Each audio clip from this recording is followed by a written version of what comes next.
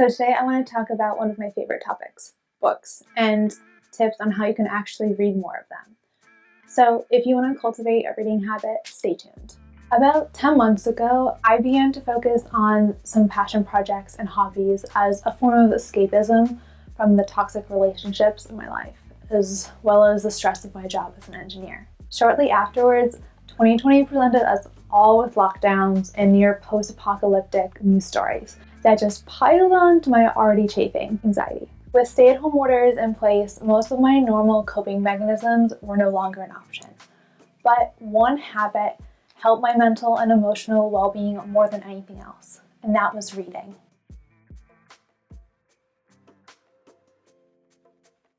So for anyone who knows me, it's no surprise that I am a well-rounded nerd, self-proclaimed bookworm, and personal development junkie. I've always loved books and the stories they told for entertainment, but I was never a natural reader.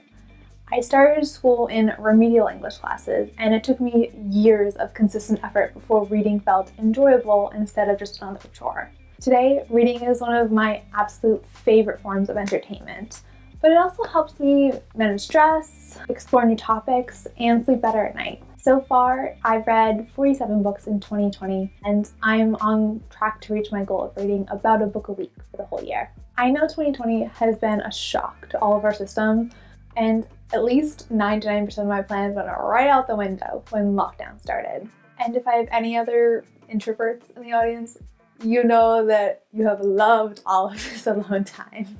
If you're feeling overwhelmed, want to learn about a niche hobby, or just want to escape the world for a bit, here are my techniques to strengthen your reading habit and consume a more restorative form of media than social media.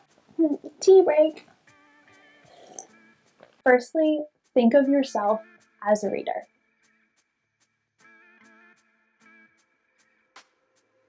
We tend to instantaneously categorize other people and even ourselves into neat little groups that fit our notions of the world. We like to think of ourselves as runners, as healthy eaters, or as film critics. And we attach actions to our sense of identity and send cues to our peers about who we are and what we aspire to be. The sense of identity coupled with action can be extremely helpful to maintain your momentum on existing habits, and it can also help you pull new actions into your routine. Eliminate the emotional distance between you and the habit of reading, and imagine yourself as an avid reader itching to pick up a new book. It can take a bit for this to start to feel genuine, but it's a great way to kickstart a reading resolution. In her book, Think Like a Leader, Act Like a Leader, Herminia Elbard, please don't hate me for pronouncing your name wrong, a renowned professor at the London School of Business, advocates being playful with your self-concept. Act like a reader, maybe even if you don't define yourself as one yet. This helps you construct a new sense of identity. So what do I suggest? Do what book lovers do. Join a book club. Throw a book in your bag and read it over lunch. Go to a library. Use your local bookstore. Act like you are a reader and you'll slowly start to become one. And then you'll fit in with the rest of us nerds. Everyone like my setup here. Yes. Comment down below as to what your favorite book is up here if you recognize any of the titles.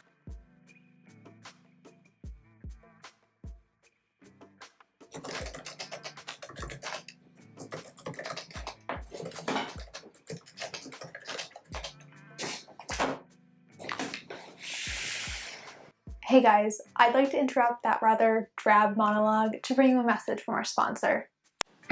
Sorry, we're not that cool. Anyways, I wanted to share with you some of my favorite books that I've read while in quarantine. The original Cruel Prince, also known as A Tough Stance on Leadership. The pirate, element-bending sass queen I Wish I Was, fighting her way through parallel worlds. Some Eastern wisdom I enjoyed so much that I had it framed. I'll like zoom in, but there's a painting there and behind me from the Tao. There's a really great artist on Etsy that I had them done by, and I'll link her down below as well. And the literary therapy I needed post-breakup.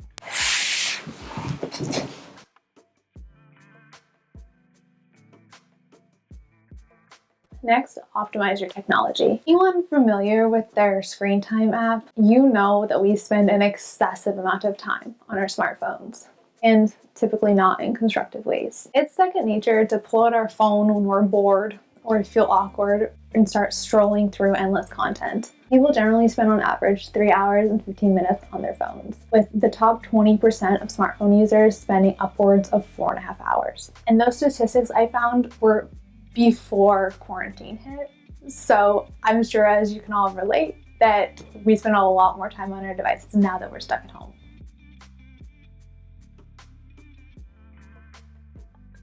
I'm trying to win back some of this time and make space for the habits that I want in my life. Instead of fighting the itch to reach for your smartphone, see how you can use it to intentionally encourage healthier habits.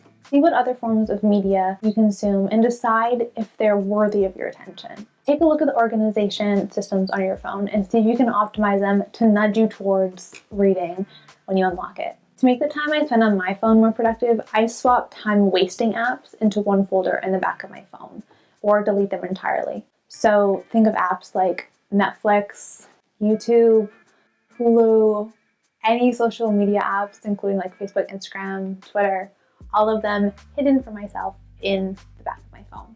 I install apps to make it easier to read on the go, like Kindle, my library's audiobook app, Audible, and Goodreads. And I organize them on my home screen so that when I first unlock my phone, that's what I see. Hopefully this encourages me to open a productive app as opposed to endlessly scrolling through Instagram. Also, I turn off all notifications that aren't essential and set do not disturb when I want to physically engage in the work that I'm doing. Okay, now before I get into my final tip, I just want to say hello to everyone, but more likely no one, since this is my first YouTube video. Welcome to Off Brand Bubbly, where we talk about personal development, well-being, and minimalism. I work to bring a systems-based approach to your personal growth journey and want to help you create long-lasting habits in your life.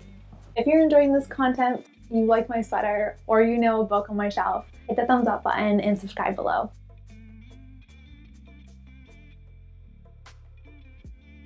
Okay, so my final tip for reading more books this year is to just have fun with it. In school, many of us dreaded starting a book because it came with assignments and exams. We didn't read for pleasure or joy, we read because we had to. The stress of school kind of squeezed all the fun out of reading. And then as adults, if you're reading because you're choosing books based on their productivity potential, it's no fun either. Yes, a deep dive into artistic prose can be extremely rewarding, and if you love debating diction, book clubs can be a great place to engage that curiosity.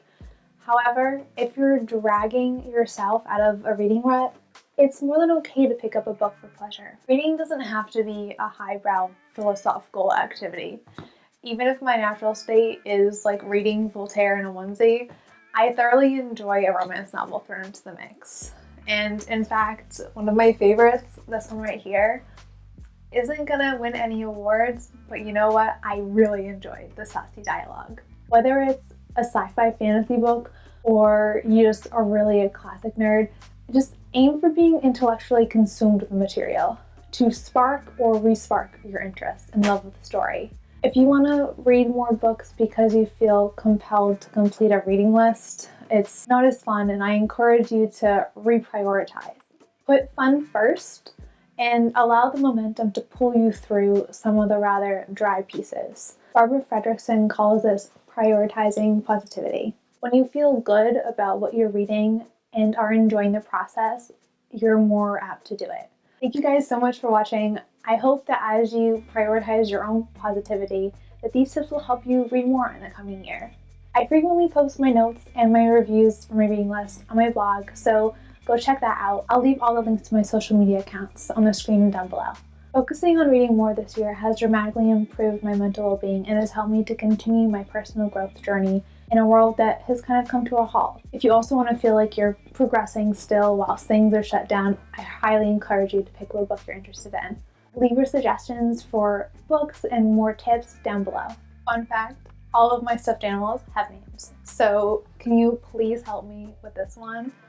Because he doesn't have a name yet and he's way too cute not to have one. I'm excited to hear about what you guys have found helpful, and I want to know what your tips and tricks are down below for feeling productive when everything slows down and also if you have any good book suggestions. So hit the bell icon so you don't miss any future content, and I look forward to seeing you guys soon. Bye.